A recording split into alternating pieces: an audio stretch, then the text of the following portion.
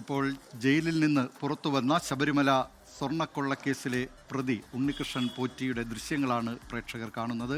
തത്സമയ സംപ്രേഷണം.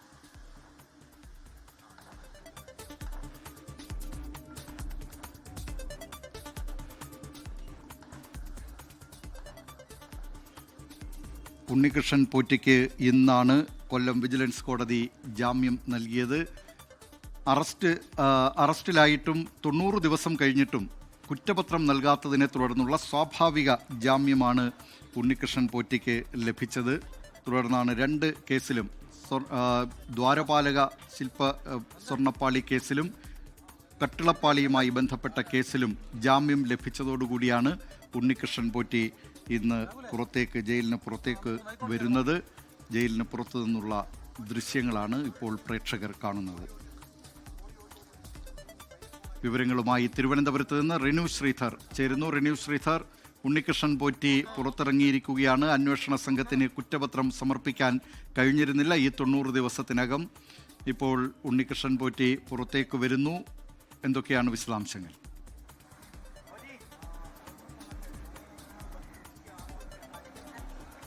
ദിലീപ് കുമാർ, അല്പസമയം മുമ്പാണ് തിരുവനന്തപുരത്തെ സ്പെഷ്യൽ സബ് ജയിലിൽ നിന്ന് 90 ദിവസത്തെ റിമാൻഡ് വാസത്തിനു ശേഷം സ്വർണ്ണക്കൊള്ളയിലെ 1-ാം പ്രതിയായിട്ടുള്ള ഉണ്ണികൃഷ്ണൻ പോറ്റി പുറത്തേക്ക് ഇറങ്ങിയത്. കൊല്ലം വിജിലൻസ് കോടതി ജാമ്യം നൽകിയതിനെ തുടർന്ന് ഏകദേശം അരമണിക്കൂർ മുന്നോടിയായിട്ടാണ് ബന്ധുക്കൾ ജാമ്യ ഉത്തരവ് ഈ ജയിലിലേക്ക്, സ്പെഷ്യൽ സബ് ജയിലിലേക്ക് എത്തിച്ചത്. അതിനുശേഷം ഒരു 20 മിനിറ്റോളം എടുത്തു. അതിനുശേഷം പോറ്റി പുറത്തേക്ക് ഇറങ്ങിയിരിക്കുന്നു.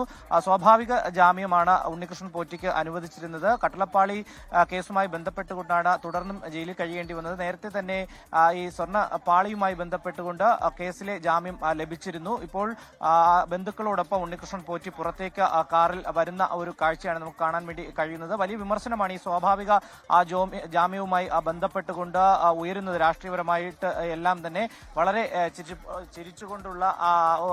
ചിരിച്ചുകൊണ്ടാണ് ഉണ്ണികൃഷ്ണൻ പോറ്റി മാധ്യമങ്ങളെല്ലാം തന്നെ നിരീക്ഷിച്ചുകൊണ്ട് പുറത്തേക്ക് പോകുന്ന ഒരു സാഹചര്യം ഉണ്ടായത്. മാധ്യമങ്ങളോട് പ്രതികരിക്കരുതെന്നും അതുപോലെ തന്നെ പാസ്പോർട്ട് കോടതിയിൽ സമർപ്പിക്കണമെന്നും അതുപോലെ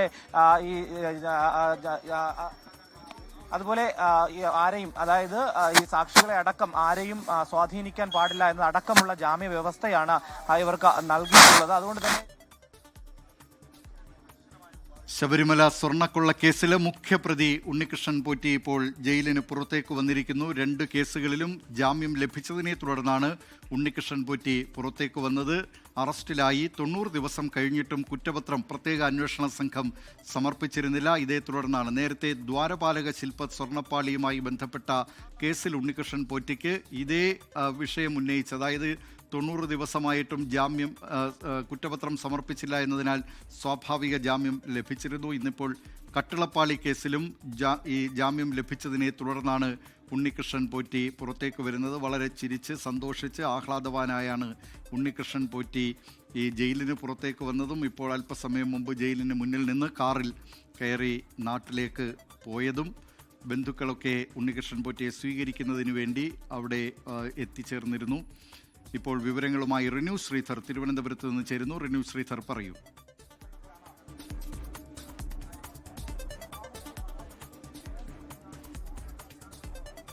ദിലീപ് കുമാർ, അരമണിക്കൂർ മുമ്പാണ് കൊല്ലത്തെ വിജിലൻസ് കോടതിയിൽ നിന്നുള്ള ജാമ്യ ഉത്തരവുമായി സഹോദരി ഉൾപ്പെടെയുള്ള ബന്ധുക്കൾ തിരുവനന്തപുരത്തെ സ്പെഷ്യൽ സബ് ജയിലിൽ എത്തിയത്. അതിനുശേഷം ഈ ജയിലിലെ നടപടികൾ പോറ്റി പുറത്തേക്ക് വന്നിരിക്കുന്നു. 90 ദിവസമാണ് റിമാൻഡിൽ അദ്ദേഹം കഴിഞ്ഞത്.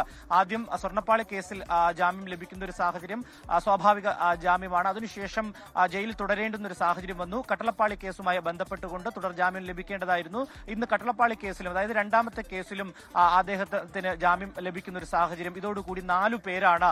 4ാമനാണ് ഉണ്ണികൃഷ്ണൻ പോറ്റി ജാമ്യത്തിൽ ഇറങ്ങുന്ന, സ്വാഭാവിക ജാമ്യത്തിൽ ഇറങ്ങുന്ന. വലിയ വിമർശനം നിയമസഭയ്ക്ക് അകത്ത് പോലും പ്രതിപക്ഷം ഉയർത്തുന്ന ഒരു സാഹചര്യമുണ്ട്. ഈ SIT കുറ്റപത്രം സമർപ്പിക്കാത്തതിനെ കുറിച്ച്. SIT കുറ്റപത്രം സമർപ്പിക്കാത്തത് കൊണ്ട് തന്നെയാണ് സ്വാഭാവിക ജാമ്യം പ്രതികൾക്ക് ലഭിക്കുന്നത്. ഇനി 4 പേരോളം ഇനിയും ജയിലിൽ ഉണ്ട് എന്നുള്ളതാണ്. ഇനിയും 11 പേരോളമാണ് മൊത്തത്തിൽ അറസ്റ്റ് ചെയ്യപ്പെട്ടത് ഈ കേസുമായി ബന്ധപ്പെട്ടുകൊണ്ട്. ഇപ്പോൾ 4ാമനായിട്ട്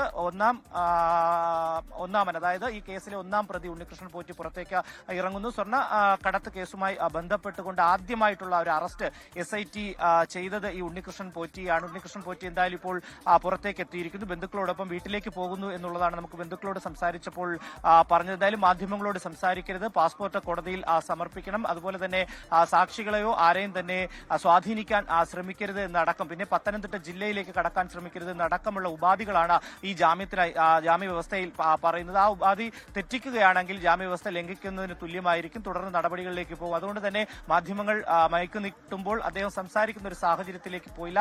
സംസാരിക്കാതെ ചിരിച്ച മുഖത്തോടു കൂടിയാണ് അദ്ദേഹം ക്യാമറകളെയൊക്കെ തന്നെ നോക്കി കണ്ടത്. അതിനുശേഷം കാറിൽ പുറത്തേക്ക് പോകുന്ന ഒരു സാഹചര്യവും ഉണ്ടായി. എന്തായാലും നിലവിൽ സ്വാഭാവിക ജാമ്യം ലഭിക്കുന്നതുമായി ബന്ധപ്പെട്ടുകൊണ്ട് രാഷ്ട്രീയപരമായിട്ടടക്കം വലിയ രീതിയിലുള്ള വിമർശനങ്ങൾ SITക്ക് എതിരെ ഉയരുന്നുണ്ട്. SIT നിലവിൽ ഇതുവരെയും കുറ്റപത്രം സമർപ്പിക്കുവാൻ വേണ്ടി കഴിഞ്ഞില്ല. കോടതി പോലും കുറച്ചുകൂടി സമയം SITക്ക് അനുവദിക്കുന്ന ഒരു സാഹചര്യമാണ് നിലവിൽ ഉണ്ടായിട്ടുള്ളത്. എന്തായാലും ഓരോ പ്രതികളായി സ്വർണ്ണ കൊള്ളക്കേസുമായി ബന്ധപ്പെട്ടുകൊണ്ട് സ്വാഭാവിക ജാമ്യം ലഭിച്ചുകൊണ്ട് പുറത്തേക്ക് ഇറങ്ങുന്ന ഒരു സാഹചര്യമാണ് ഉണ്ടായത്. നാലാമനായത് ഉണ്ണികൃഷ്ണൻ പോറ്റിയും ഇപ്പോൾ ജയിലിൽ നിന്ന് റിമാൻഡ് തടവുകാരനായി കഴിഞ്ഞ തിരുവനന്തപുരത്തെ സ്പെഷ്യൽ സബ് ജയിലിൽ നിന്ന് പുറത്തേക്ക് ഇറങ്ങിയിരിക്കുകയാണ്. ശബരിമല സ്വർണ്ണക്കൊള്ള കേസിലെ മുഖ്യപ്രതി ഉണ്ണികൃഷ്ണൻ പോറ്റി ഇപ്പോൾ ജയിലിന് പുറത്തേക്ക് ഇറങ്ങിയിരിക്കുകയാണ്. കേസിൽ സ്വാഭാവിക ജാമ്യം, അറസ്റ്റിലായി 90 ദിവസമായിട്ടും കുറ്റപത്രം സമർപ്പിക്കാത്തതിനെ തുടർന്നുള്ള സ്വാഭാവിക ജാമ്യമാണ് ഉണ്ണികൃഷ്ണൻ പോറ്റിക്ക് ലഭിച്ചത്. ഈ കേസിൽ ജയിലിന് പുറത്തേക്ക് വരുന്ന 4ാമത്തെ പ്രതിയാണ് ഉണ്ണികൃഷ്ണൻ പോറ്റി. നേരത്തെ മുൻ അഡ്മിനിസ്ട്രേറ്റീവ് ഓഫീസർ മുരാരി ബാബു, മുൻ അഡ്മിനിസ്ട്രേറ്റീവ് ഓഫീസറായിരുന്ന ശ്രീകുമാർ, മുൻ എക്സിക്യൂട്ടീവ് ഓഫീസർ സുധീഷ് എന്നിവർക്കാണ് ജാമ്യം ലഭിച്ചിരുന്നത്. ഇതിൽ മുരാരി ബാബുവിനും സുധീഷിനും ഇതുപോലെ തന്നെ ഉണ്ണികൃഷ്ണൻ പോറ്റിക്ക് ലഭിച്ചതുപോലെയുള്ള സ്വാഭാവിക ജാമ്യമാണ് ലഭിച്ചത്. അവർ 90 ദിവസമായിട്ടും അറസ്റ്റ് ചെയ്ത് 90 ദിവസമായിട്ടും പ്രത്യേക അന്വേഷണ സംഘം കുറ്റപത്രം സമർപ്പിച്ചിരുന്നില്ല. അതേ തുടർന്നുള്ള സ്വാഭാവിക ജാമ്യമാണ് അവർക്ക് ലഭിച്ചതെങ്കിൽ ശ്രീകുമാറിൻ്റെ കാര്യത്തിൽ തെളിവുകളുടെ അഭാവത്തിൽ 43ാം ദിവസം ജാമ്യം അനുവദിക്കുകയായിരുന്നു. അതേസമയം തന്ത്രി കണ്ഠരര് രാജീവരുടെ റിമാൻഡ് നീട്ടിയിട്ടുമുണ്ട്. 14 ദിവസം കൂടിയാണ് കൊല്ലം വിജിലൻസ് കോടതി നീട്ടിയിരിക്കുന്നത്. വിവരങ്ങൾ നൽകിയത് തിരുവനന്തപുരത്ത് സബ് ജയിലിന് മുന്നിൽ നിന്നും റിനു ശ്രീധർ. ലോകത്തെവിടെയായാലും ഏത് സമയത്തും 24 വാർത്തകളും ഓഗ്മെന്റഡ് റിയാലിറ്റി പാക്കേജുകളും എക്സ്പ്ലെയിനറുകളും വിശദമായി കാണാൻ ഞങ്ങളുടെ യൂട്യൂബ് ചാനൽ നിങ്ങൾക്ക് സബ്സ്ക്രൈബ് ചെയ്യാം.